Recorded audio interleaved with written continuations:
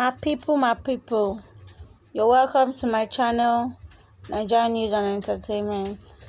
Today's gist is hot, as lady narrates how a man kicked her out of his house over her saggy boobs.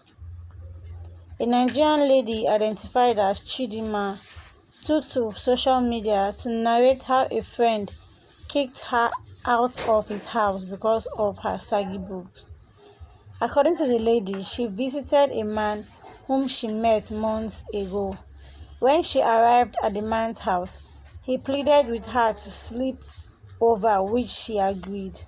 Later in the night, the man demanded sex, which she agreed because she was falling in love with him. After undressing and taking her bath, the man questioned her for having a saggy breast.